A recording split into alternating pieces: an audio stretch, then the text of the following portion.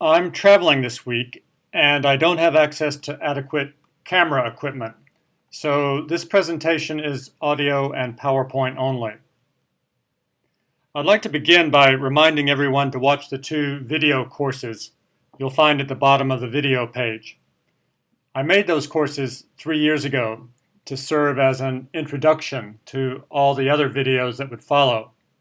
So to get the most out of MacroWatch, you really need to watch those courses. You'll understand all the other videos better if you do. So here they are at the bottom of the video page. Course 1, Capitalism in Crisis, the Global Economic Crisis Explained, and Course 2, How the Economy Really Works. Right. In this presentation, I'm going to discuss Murray Rothbard's book, America's Great Depression. It was published in 1963. And in that book, he argued that President Hoover made the Great Depression worse by introducing too many government policies to support the economy, when, according to Rothbard, the proper injunction to government in a depression is cut the budget and leave the economy strictly alone. This argument has become increasingly influential over time and underpins the Libertarians' case against government intervention in the current economic crisis. In this presentation, I'll show that the ideas Rothbard expressed in that book were dangerously wrong, and that they would have disastrous consequences if implemented now. Rothbard was greatly influenced by Ludwig von Mises, who is now considered one of the leading thinkers of the Austrian School of Economics. Von Mises was born in Austria-Hungary in 1881, and he died in New York City in 1973. He wrote a number of important books, including The Theory of Money and Credit, published in 1912, and Human Action, published in 1949. Here's the cover of The Theory of Money and Credit, and here's the cover of Human Action. I believe these are great books. Among many other things, they explain the role that credit plays in driving economic boom and bust cycles. For the last 30 years, I've watched credit create one economic bubble after another all around the world in just the manner von Mises described. So his theories on credit have been invaluable to me in understanding the causes of those boom and bust cycles. Von Mises wrote in a difficult German academic style that most Americans would find nearly incomprehensible. Murray Rothbard can be thought of as the man who made the teachings of Ludwig von Mises and the Austrian school accessible to the American public. He did this by publishing a book called Man, Economy, and State in 1962, which essentially explained von Mises' ideas in a way that the general English-speaking public could understand. Here's the cover of that book. Over the years, Rothbard published many other books, including The Mystery of Banking in 1983. That book provides an excellent explanation of the U.S. banking system and how it creates credit through fractional reserve banking. In 1982, he co-founded the Ludwig von Mises Institute in Auburn, Alabama. In short, Rothbard did an enormous amount to disseminate many of the ideas that underpin the beliefs of the libertarian movement in the United States today. In 1963, Rothbard published America's Great Depression. In many ways, this was a radical book that attempted to overturn the way the Great Depression was commonly understood.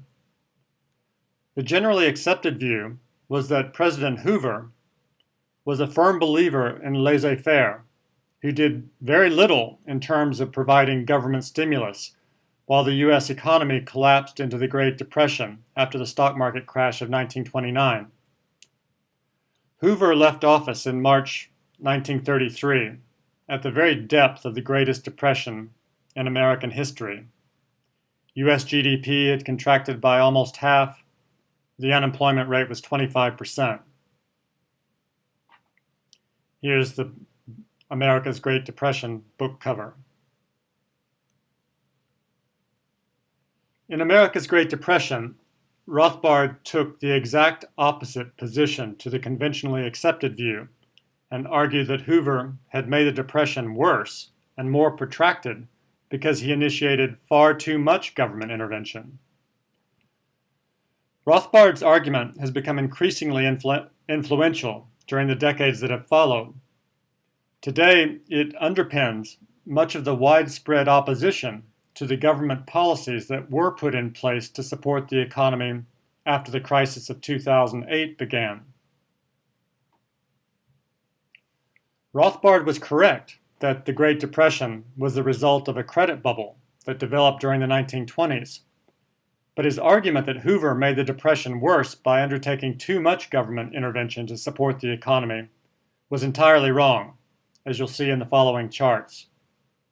Moreover, the arguments he presented were very weak. They were based on his biases rather than on facts. You can judge for yourself. It's crucial that Rothbard's position be shown to be false, because if his preferred policies were implemented today, they would lead to a global economic collapse that would, in all probability, result in the death of tens of millions of people through starvation and war, just as the Great Depression did in the 1930s and 40s. All right, America's Great Depression is divided into three parts. Part one is called the business cycle theory. Part two, the inflationary boom, 1921 to 1929. And part three, the Great Depression, 1929 to 1933. Parts one and two were generally correct in that they put forth Ludwig von Mises' ideas that credit destabilizes the economy by creating an artificial boom. I believe that's true. We're going to focus on part three, because the ideas expressed there are wrong and dangerous. Here's Rothbard's conclusion. Mr. Hoover met the challenges of the Great Depression by acting quickly and decisively, indeed, almost continuously throughout his term of office, putting into effect the greatest program of offense and defense against depression ever attempted in America. Bravely, he used every modern economic tool, every device of progressive and enlightened economics, every facet of government planning to combat the Depression. For the first time, laissez-faire was boldly thrown overboard, and every governmental weapon thrown into the breach. By every progressive tenet of our day, he should have ended his term a conquering hero. Instead, he left America in utter and complete ruin, a ruin unprecedented in length and intensity. So Rothbard's main charges against Hoover were that he didn't cut government spending in order to balance the budget during the Great Depression, and that he attempted to prevent wages from falling by encouraging large corporations not to cut the wages of their employees, and by stopping immigration into the United States to prevent competition from new immigrants from pushing down wages. Rothbard believed that the sooner wages fell, the sooner corporate profits would improve, allowing the economic cycle to restart. Rothbard charged that Hoover encouraged the state governments to undertake public works to create employment, and that Hoover also had the federal government undertake some public works. Rothbard wrote that in July 1930, Congress authorized a giant $915 million public works program, including the Hoover Dam. Rothbard criticized Hoover for not cutting government spending. In 1930, government spending increased by $130 million. In 1931, it increased from $4.2 billion to $5.5 billion, resulting in a huge $2.2 billion budget deficit in 1931. $900 million out of the $1.3 billion increase in government spending in 1931 was for adjusted compensation benefits, largely loans for veterans. In 1932, federal government expenditure fell from $4.4 billion to $3.4 billion. State and local government spending also fell by $900 million. In 1932, Hoover increased taxes to try to reduce the budget deficit. Rothbard criticized Hoover for increasing taxes, which of course was a mistake. Rothbard favored reducing the deficit, but he preferred to do that by cutting government spending even more. And then there were lesser charges against Hoover. Rothbard criticized Hoover for setting up the Federal Farm Board, a giant agricultural cartel, in 1929 to support farm prices. But farm prices fell anyway. Hoover set up the Reconstruction Finance Corporation to lend to troubled banks and companies. The RFC lent $1.5 billion in 1932 and $1.8 billion in 1933. Hoover opposed short selling on the stock market, and later he supported the establishment of the Securities and Exchange Commission, which, among other things, required companies to publish a prospectus when they went public. Hoover did not veto the Smoot-Hawley Tariff Act. Rothbard also criticized Hoover for supporting the Fed when it cut interest rates as the economy collapsed, and when the Fed acquired government bonds to prevent the money supply from contracting, at a time when the Fed's total assets would have contracted sharply otherwise. And total Fed assets were roughly the same size in March 1933 as they were at their peak in 1929. Now, if you'd like to look at some great charts on the Fed's balance sheet going back 100 years, check out this website, Gresham's Law. You can cut and paste this website address. Okay, so let's take a look at what did happen between 1929 and 1933. In this chart, we have government receipts, revenues in blue, and government outlays or expenditure in red. So in a depression, government revenues collapse, tax revenues collapse. Between 1930 and 1932, revenues fell by $2.1 billion. That's 53%. Outlays increased by $1.3 billion, government spending. And that took the budget deficit to $2.7 billion, or 4% of GDP. Here you can see the budget deficit, 1930, 31, 32, 33. Right? These 2 years, 1930 and 1931, combining them, there was a small budget surplus of 0.3% of GDP.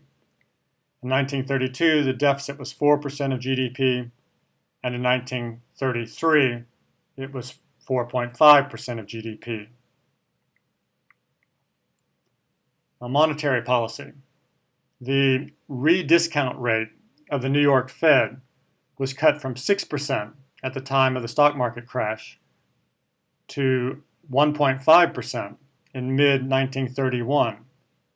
But then it was increased again to 3.5% in the fourth quarter of 1931.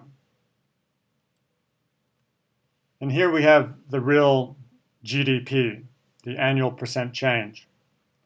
So in 1930, GDP in real terms contracted by 8.5%. In 1931, it contracted by 6.4%. In 1932, by 12.9%. And this, keep in mind, was even with a budget deficit of 4% of GDP, without which it would have contracted by 16.9% before the multiplier. So it would have contracted something like 20% in that year alone. So in real terms, GDP contracted by 26% between 1929 and 1933. Here we have inflation, the CPI, annual percent change. In 1930, prices fell by 6.4%. In 1931, they fell by 9.3%. In 1932, by 10.3%. So between 1929 and 1932, prices fell 24%. So extreme deflation. Now nominal GDP. In 1930, nominal GDP fell by 12%, then 16%, then 23% in 1932. So nominal GDP contracted by 45% between 1929 and 1933. The unemployment rate climbed to 25% by August 1932, and it was still at 25% when Hoover left office in March 1933. Here's the stock market. The stock market fell 87% between 1929 and 1932, and it didn't recover to its 1929 high until 1954, 25 years later. Rothbard claimed that Hoover used every modern economic tool, every device of progressive and enlightened economics, every facet of government planning to combat the Depression. Well, we only have to compare Hoover's response to the Great Depression with the policy response to the crisis of 2008 to show that that is not true. So let's take a look at what happened in the years immediately after 2008. Okay, again, we have government revenues and government spending, outlays, receipts and outlays. In 2009, revenues fell by $419 billion, or 17%. They would have fallen much more had outlays not increased by $535 billion. The resulting budget deficit was $1.4 trillion, or 9.8% of GDP. So here you can see the budget deficits. In 2009, almost 10% of GDP, 2010, 8.7% of GDP, 2011, 8.5% of GDP, in 2012, 6.8% of GDP. Now, monetary policy. The Fed cut interest rates to 0% in late 2008, and it didn't increase rates again for another 7 years, and only then by 25 basis points. Between 2008 and 2012, the Fed tripled the size of its assets by printing $2 trillion, which it used to buy U.S. government bonds and mortgage-backed securities owned or guaranteed by Fannie Mae and Freddie Mac. So here's what happened to the GDP in real terms.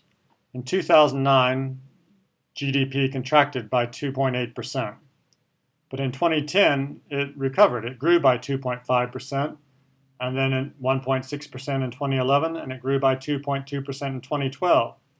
So between 2008 and 2012, real GDP grew by 4%. And here's the CPI. We didn't have deflation, and we didn't have hyperinflation. In 2009, the CPI was 2.7%, then 1.5%, 3%, 1.7% in 2012. And here's nominal GDP. So in 2009, it contracted by 2%, and then it grew by 4%, 4%, 4% the next 3 years. So between 2008 and 2012, nominal GDP increased by 10%.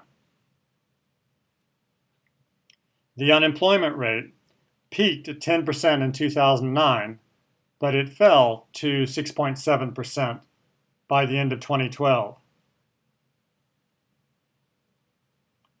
The stock market fell 49% between October 2007 and February 2009, but it had recovered to the 2007 peak by February 2013, and is now 32% above its 2007 peak.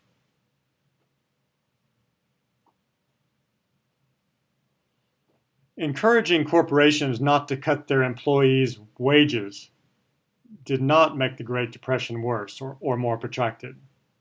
Neither did banning immigration, passing the SEC Act, or the RFC Act.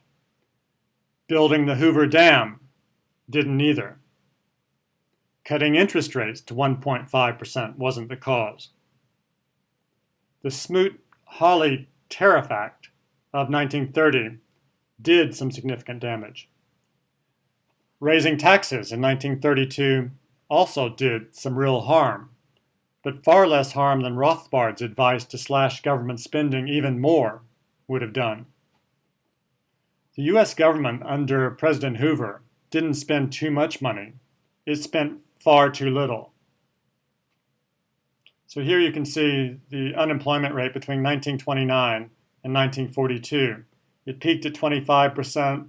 It came down to about 11% in 1937, but then the government tried to balance the budget again, and it shot back up to 20%, and it didn't go down until World War I started, and the US government radically increased its spending. World War II. Right, so this chart shows US government, the budget deficit, or surplus, between 1930 and last year. So Rothbard said Hoover did everything possible. Well, from 1930 to 1933, this period, the budget deficit averaged 2.1% a year. In our crisis, 2009 to 12, it averaged 8.5% a year. Now, during the 8 years of the worst part of the Depression from 1930 to 1937, the budget deficit averaged just 3.2% a year, whereas during the 8 years of President Reagan's administration, from 1981 to 1988, it averaged 4.1% a year. And during the last 8 years, it averaged 5.8% a year. But now it's come back down to 2.5% last year. Here's the CPI between 1922 and last year. During the Depression, there was extreme deflation. During our age, there's been no deflation and no hyperinflation. And here are the 10-year US government bond yields going all the way back to 1873 up to the present. So despite the very large budget deficits and the quantitative easing, the cost of government borrowing today has never been lower. In 1929, before the Depression started, the government could borrow at 3.6% a year. At the end of the 30s, it could borrow at 2.4% a year. And today, it can borrow at 1.5% a year. So it's important to understand the difference. Different policies produce different results. Different policies. The Great Depression versus the crisis of 2008. In the Great Depression, the government budget deficit averaged 2.1% a year between 1929 and 1933. In this crisis, the government budget deficit averaged 8.5% a year between 2008 and 2012. In the Great Depression, the Fed cut interest rates to 1.5%, but it then raised them again to 3.5% in 1931. This time, the Fed cut interest rates to 0 in 2008, and it left them there for 7 years. In the Great Depression, the Fed didn't expand its balance sheet between 1929 and 1933. After 2008, the Fed expanded its balance sheet by $2 trillion, tripling its size between 2008 and 2012. In the Great Depression, there was no intervention to save the banks or their depositors. This time, the government bailed out the banks and bailed out the depositors. In the Depression, there was no Social Security, no Medicare, no Medicaid, and no unemployment insurance. In 2008, we did have Social Security, Medicare, Medicaid, and unemployment insurance. And thank goodness we did, because that greatly reduced the public suffering. So now the different results. In the Great Depression, nominal GDP fell 45% between 1929 and 1933, and it didn't recover until 1941. After 2008, nominal GDP rose by 10% between 2008 and 2012. In the Depression, unemployment peaked at 25% in 1933, and in 1938 it was still 20%. This time, unemployment peaked at 10% in 2009, and now it's 5%. In the Depression, the stock market fell 87% and didn't recover until 1954. This time, the stock market fell 49%, but recovered by 2013. In the Depression, global trade collapsed. This time, global trade contracted by 20% in 2009, but it recovered by 2010. The Great Depression brought on World War II. This time, there's been no war. And I skipped. International banking collapsed in the Great Depression. This time, the bank bailouts prevented the banks from collapsing.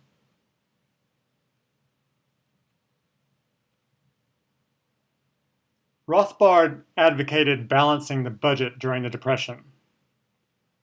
So what would have happened if our government had followed his advice and balanced the budget in 2009? Okay, here again you can see the government revenues and the government spending. The government revenues fell by $419 billion in 2009. So even with all the extra government stimulus, government revenues fell by $419 billion in 2009. The 2008 budget deficit was already $460 billion. So in 2009, if we had followed Rothbard's advice to balance the budget in a depression, the government would have had to slash spending by $880 billion.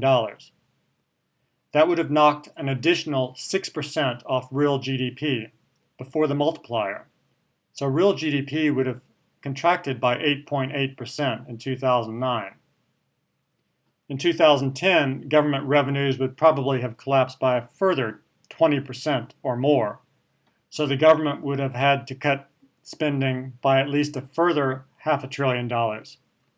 So 2011 would have been worse still. That would have caused the Great Depression Part 2. The collapse in government revenues in that scenario would have meant no money for Medicare, Social Security, or unemployment insurance. So there would have been mass poverty and hunger, especially among the elderly. There would have been no money for infrastructure, and there would have been no money for the military. So the U.S. military bases all around the world would have had to be closed down. U.S. hegemony would have been lost. Geopolitical chaos would have followed, with the strong countries swallowing the weak countries. When Rothbard wrote America's Great Depression in 1963, total debt in the United States was less than $1 trillion. Today, total debt is roughly $65 trillion.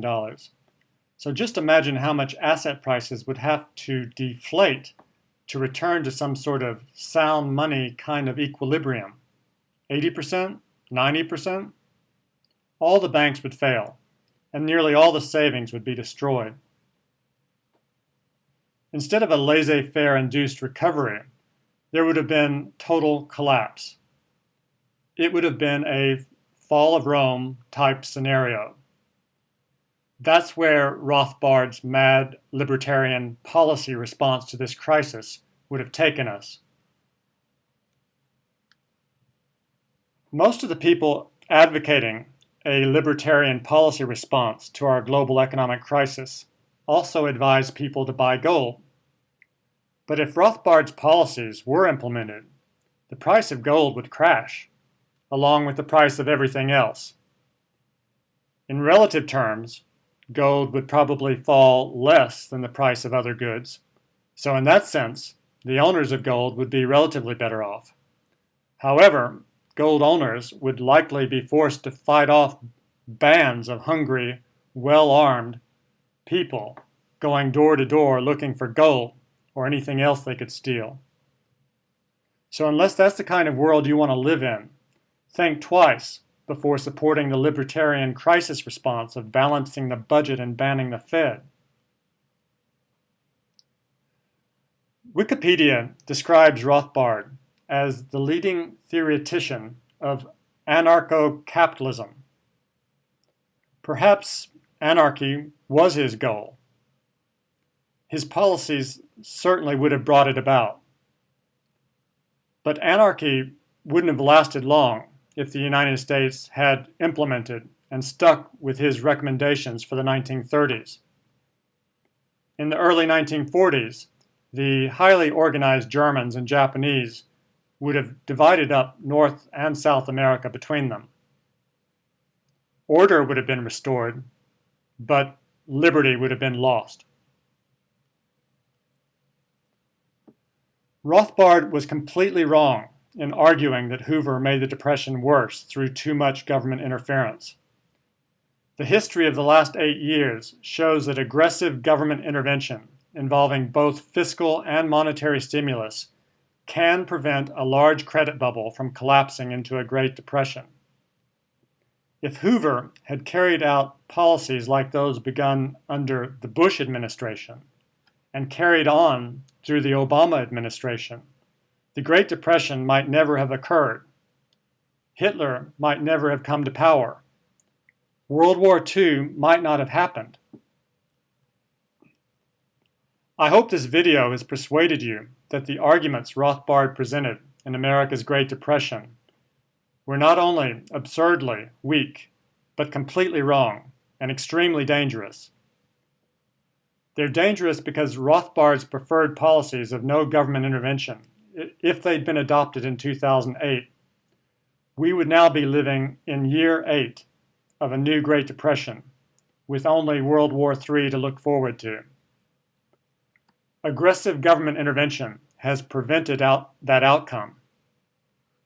The facts are indisputable. So we need to understand that government intervention saved us from collapse over the last 8 years. And we need to learn from this experiment. This crisis is not over. There is still a global credit bubble that is still in danger of deflating into a new Great Depression. We can't allow that to happen. We need to learn from what we have witnessed since 2008. The government can borrow and spend trillions of dollars and finance much of that spending with fiat money creation without causing high rates of inflation. This is possible in our age because globalization is extremely deflationary, and globalization offsets the inflationary pressures that fiat money creation would normally cause. This fact opens up previously unimagined opportunities for the government to borrow and invest in new industries and new technologies so we can grow our way out of this crisis, rather than taking the libertarian medicine that would kill the patient. Rothbard was wrong.